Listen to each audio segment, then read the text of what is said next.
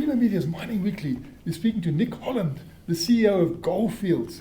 Nick, I want to concentrate on this renewable power. It's great news that you have put in your application now and reinforced the application for 40 megawatts of renewable power. Is this going to be solar power?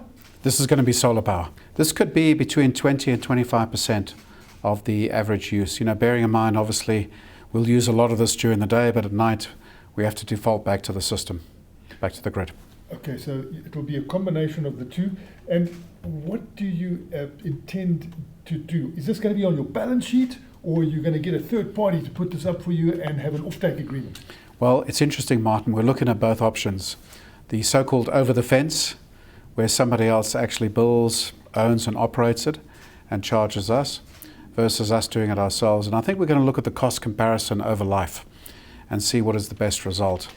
And we'll make a call on this, I believe, in the next few months.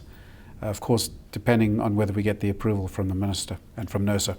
So provided the regulatory environment is correct, you're ready to go ahead. So by this time next year, do you think if all is equal, you could have this 40 megawatt? I think we'll be in construction. Let's assume that we got the approvals, best case, maybe middle of the year. I think we could be in a position to start construction maybe by the end of the year, Q4, maybe Q3. And then it's usually about a 12 to 18 month build. So it's still going to be 2022, end of 23. So it's not around the corner.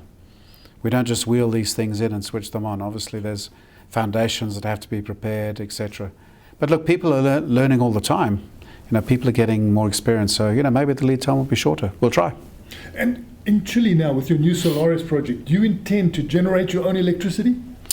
Unfortunately, we won't be able to do that. We will have solar up to about 15% initially, but we'll have a diesel power station to start with. We're over 120 kilometers from the grid, so it's very difficult for us to hook up to the grid. So to start with, it'll be a diesel power station, which is expensive. Obviously, that's carbon outputs that we could do without. But then over time, we'll look at other solutions. This is a starter project. I'm sure over time, as battery technology improves, we can increase the solar. And tell us about your experience in Australia. You seem to have done well with renewables in Australia with help from the government. With help from the government. In fact, we receive it's almost like grant funding or donor funding, sort of soft loans that enable us to go the whole hog and take this to a fully integrated microgrid of solar, battery, gas and wind.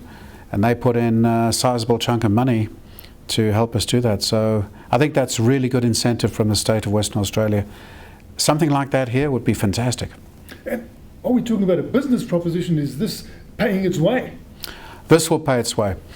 I think over time, if you put the future cost curve on gas and thermal energy, it's likely to increase. And the other thing we haven't seen yet, there are moves afoot to introduce a carbon tax or carbon pricing, where there's some kind of notional cost that's added as a disincentive for people to use high carbon sources of energy.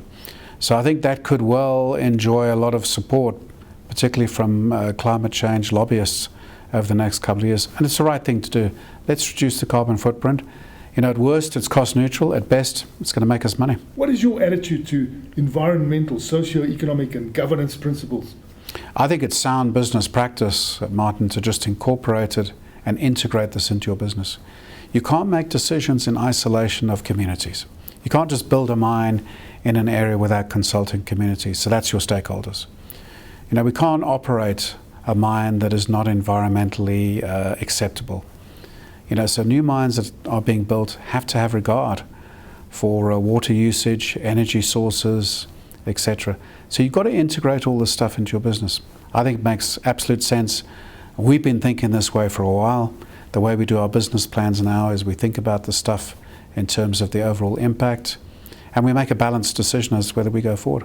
And the world wants to decarbonize. You are part of that. You're doing the thing. But I see on page 7, you've got an item there about you're using more carbon dioxide. Yeah, that's often a function, Martin, of the volume that we are moving in our open pits.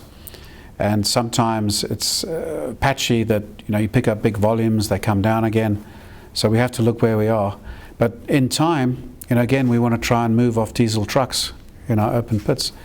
Battery electric trucks. We've heard about hydrogen trucks.